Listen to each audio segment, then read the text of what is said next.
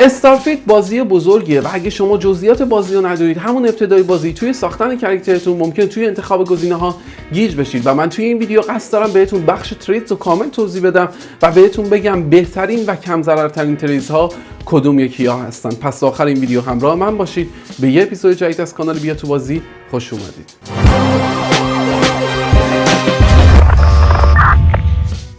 یکی از مهمترین بخش‌های بازی استارفیلد همین بخش تریدز هستن که توی این ویدیو قراره بهتون توضیح بدم و اگه تا آخر ویدیو همراه من باشید متوجه میشید که چرا اینها مهم هستن. نکته مهم در مورد تریدها اینه که ما میتونیم 3 ترید رو انتخاب بکنیم یا اصلا هیچ تریدی انتخاب نکنیم. این قسمت از بازی کاملا انتخابیه. اما هر تریدی که انتخاب کردیم و میانه گیم پلی داخل بازی خواستیم اونو حذفش کنیم، میتونیم اون ترید رو حذفش کنیم. چطور؟ آخر ویدیو بهتون میگم. آقا بدون معطلی بریم سراغ اولین ترید که بهتون معرفیش بکنم. فقط قبلش بچه‌ها ویدیو لایک بکنید و کانال سابسکرایب بکنید که من انرژی بیشتری واسه ادامه ایرا و ساختن ویدیوهای بیشتر در مورد بازی استارفیلد بگیرم. برو بریم. اولین تریدی که داخل بازی میتونیم انتخاب بکنیم الین دی ان ای هستش. توی توضیحات الین دی ان ای گفته شده که ما برای یه آزمایش بحث برانگیز انتخاب شدیم و قرار بوده دی ان ای الین ها رو با انسان ها مخلوط بکنن و حاصل این کار شده انرژی و اکسیژن بیشتر. اما ضررهای این ترید اینه که وقتی که ما غذا میخوریم یا به خودمون جون میزنیم، تاثیرش از حالت نرمال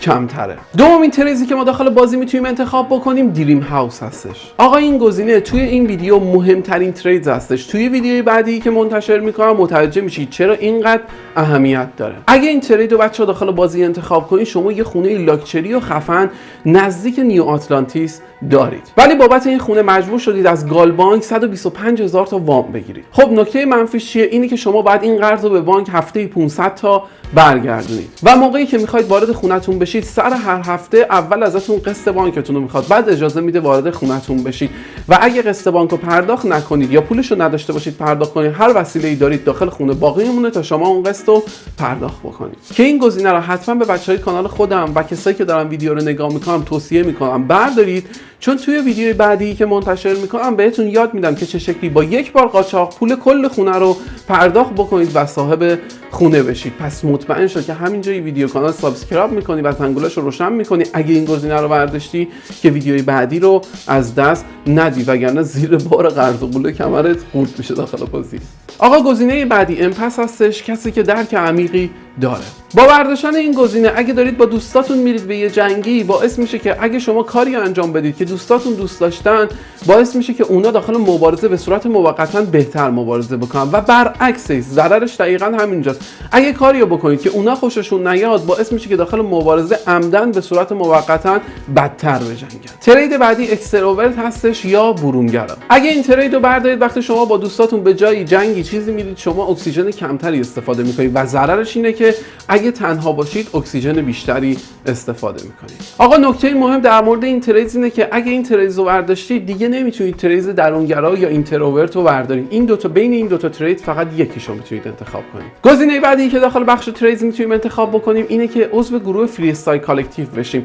بچه‌ها اگه نمیدونید فری استایل کالکتیو کدوم گروه هستش، حتما این ویدیویی که این بالا میذارم و داخل دیسکریپشن هم لینکشو میذارم، بعد دیدن این ویدیو برید اون ویدیو رو حتما ببینید. 10 نکته از استارفیلد که باید قبل از بازی کردن بدونید، چون اگه اون ویدیو رو ندیده باشید خیلی از نکات داستانی و خیلی از این تریدها رو ممکنه متوجه نشید. من توی این ویدیو دقیق اینا رو توضیح دادم واسهتون.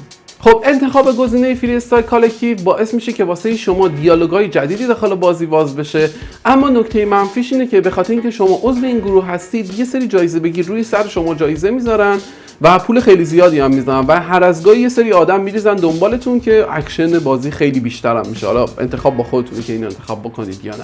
ترید بعدی که میتونید انتخاب بکنید هیرو ورشیپ هستش که نمیدونم دارم درست تلفظش میکنم یا نه، ولی روی تصویر دارید میبینیدش.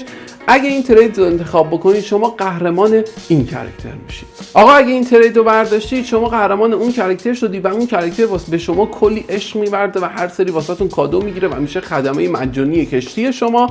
ولی خب یه مشکلاتی هم داره، هی بهتون بیسیم میزنه و روی مختون راه میره. اینم به نظرم یکی از تریدای به درد بخور بازیه و میاد هی به شما جایزه میده و ممکنه کلی آیتمای لژندری به دست بیارید و اون که بیسیم بهتون میزنه رو مختون راه میره دیگه تحمل کنید. و اگه دیدید خیلی داره رو مختون راه میره، همونطوری که بهتون گفتم میتونید تریدا رو در حین بازی کنسل بکنید. ترید بعدی که داخل بازی میتونید انتخاب بکنید اینترورت هستش، به معنی درونگرا و برعکس اون برونگرایی که براتون توضیح دادم. گفتم این دوتا ترید رو نمیتونید با هم دیگه بردارید. خب ترید درونگرا دقیقاً برعکس برونگرا عمل میکنه و اینطوریه که شما وقتی تنها باشید اکسیژن کمتری مصرف میکنید و وقتی با دوستاتون میرید به جنگ، گشت و گذاری چیزی، اکسیژن بیشتری مصرف میکنید. آقا یه ترید خیلی باحال دیگه داخل بازی وجود داره، اونم اسمش کیدز استوفه. ترید کیدز استوف میگه که آقا شما هنوز پدر مادرتون در قید حیات هستن و میتونید برید پیششون بهشون سر بزنید. فقط یه بدیهی داره، اونم اینه که شما 2% از درآمدتون رو به صورت هفتگی بعد به اونا به عنوان کمک اجاره پرداخت بکنید. البته یه نکته مثبتی وجود داره، این که شما یه جای گرم و نرم دارید و میتونید برید تحقیقاتتون رو اونجا انجام بدید و کلی کار اونجا باید انجام بدید و یه سری آیتما داخل اون خونه میتونید به دست بیارید و همینطور رخت خواب گرم و نرم دارید که میتونید داخلش استراحت بکنید. توی این بازی استراحت کردن بچه‌ها خیلی مهمه. با استراحت کردن باعث میشه که شما جونتون و استامیناتون کامل پر بشه. و هر زمان دیدید که این تریدی که انتخاب کردید داره میره رو مختون، کافیه برید پیش پدرتون و موقعی که باهاش صحبت میکنید گزینه آخر ریموو کیدز استوف واسهتون باز میشه و اگه روش کلیک بکنید باعث میشه که این ترید کنسل بشه. و نکته جالب دیگه اینه که بچه‌ها اگه شما این ترید رو انتخاب بکنید، پدر مادرتون بک‌گراند قیافه‌ای و چهرهشون تقریبا شبیه شما هستش. خب بچه‌هایی که عشق سایبرپانک دارن و توی بخش بک‌گراند اومدن سایبر رانر رو انتخاب کردن که توی ویدیوی قبلی توضیح دادم، لینکش رو میذارم این بالا و داخل دیسکریپشن هم میذارم، حتما بعد دیدن این ویدیو برید اون رو ببینید. توی قسمت ترید بیان نئون استریت رات هم انتخاب بکنن. پس بچه‌ها متوجه شدید کسایی که سایبر رانر رو برداشتن بیان این تریدز هم انتخاب بکنن. آقا توی بخش توضیحات این تریدز نوشته شده که ما کف خیابونای نئون که یه سیاره است که شبیه سایبرپانک، توی ویدیویی که بهتون گفتم برید ببینیدم توضیح دادم در موردش، ما اونجا متولد شدیم و کف خیابونای اونجا بزرگ شدیم و یه سری مأموریت‌ها بهمون اونجا میدن که احتمالاً شباهت خیلی زیادی به سایبرپانک و اینا هم داره و این مأموریت‌ها ما بابتش داخل اون شهر پول بیشتری دریافت می‌کنیم نسبت به کسایی که این ترید رو انتخاب نکردن. و ضررش اینه که اگه گروه‌های دیگه روی سرمون جایزه بذارن، به خاطر اینکه ما بچه نئون هستیم و بزرگترین کمپانی یونایتد کلونیز داخل این سیاره هستش، روی سرمون جایزه خیلی بالاتری میذارن و احتمالاً خیلی گنگستر میریزه دنبالمون. خب بچه‌ها توی بازی استارفیلد 3 تا دین وجود داره که ما این 3 تا دین رو توی این قسمت هر 3 تاشون رو با هم دیگه بررسی می‌کنیم، چون بین این 3 تا فقط یه دونه‌شون رو میتونید انتخاب کنید. اولین دین بازی و اولین تریدی که داخل دینا میخوام بهتون معرفی کنم اسمش هست رایزد آنلایتد. خب نکات مثبت این ترید چیه؟ اگه بریم جایی که آنلایتدا هستن، خونه آنلایتدا داخل نیو آتلانتیک، کلی آیتم لژندری داخل جعبه ها میتونیم پیدا کنیم. اما نکته منفیش اینه که ما دسترسی به صندوقچه یونیورسال از دست میدیم که یه دین دیگه هستش. دین دوم بازی اسمش هست سنکتوم یونیورسال که ما اگه این دین رو انتخاب بکنیم دسترسی به صندوقچه آنلایتد ها رو از دست میدیم و بین این دو تا دین فقط میتونیم یکیش رو انتخاب بکنیم. و دین سوم بازی اسمش هست سرپنت امبریس. اگه ما این ترید رو داخل بازی انتخاب بکنیم، توی توضیحاتش نوشته شده که ما توسط خانواده این شکلی پرورش یافتیم که یه مار عظیم الجثه رو به عنوان خدای خودمون میپرستیم. آقا نکات مثبت این ترید اینه که پرش هامون در حین جنگ باعث میشه که جون اکسیژنمون پر بشه، اما در حالت معمولی اگه روی سیارات داریم راه میریم باعث میشه که جون اکسیژنمون کم بشه و یه جورایی اگه این ترید رو بردارید بعد مثل قورباغه داخل بازی بالا پایین بپرید که من اصلا توصیهش نمیکنم این ترید رو. و بچه‌ها یه نکته مهم دیگه هم بهتون بگم، بین این 3 تا دین گویا فقط یه دونه‌ش رو میتونید بردارید و بین این 3 تا یکیشو انتخاب بکنید و بردارید. به نظر منم نکته اول و دوم، بین اول و دومی یکی رو انتخاب بکنید بردارید، چون ضرر آنچنانی واسمون نداشت. آقا ترید بعدی اسمش هست اسپیست که این ترید باعث میشه که جون و اکسیژنمون توی فضا زیاد بشه که قطعا ربط داره به سفینمون و وقتی روی زمین هستیم جون و اکسیژنمون کم بشه. خب ترید بعدی تاسک مستر هستش و اگه این ترید رو انتخاب بکنید و اگه شما توی کشتیتون یه خدمه داشته باشید واسه یه بخش کشتی که متخصص باشه و اگه جون اون بخش بیاد زیر 50%، اون خودش اتوماتیک اون بخش رو تعمیر میکنه. ولی این ترید یه بدی داره، شما برای استخدام خدمه اگه این ترید رو گرفته باشید بعد 2 برابر پول پرداخت کنید. خب ترید بعدی هست اسمش ترافیرما که اگه این ترید رو بگیریم وقتی روی زمین هستیم جون و اکسیژنمون بیشتر میشه و ما عادت به فضا نداریم و وقتی توی فضا هستیم جون و اکسیژنمون کم میشه که بین این دوتا و اون قبلیه که گفتم در مورد فضا بود فقط یه دونش رو میتونید انتخاب بکنید. آقا ترید بعدی که میتونید انتخاب بکنید یونایتد کلونیز نیتیو که اگه این ترید رو انتخاب بکنید توی یونایتد کلونیز باهاتون رفتار بهتری میشه و دیالوگای خفن‌تری واسهتون باز میشه، اما جای دیگه برید روی سرتون جایزه میذارن و میافتن دنبالتون که بکشنتون.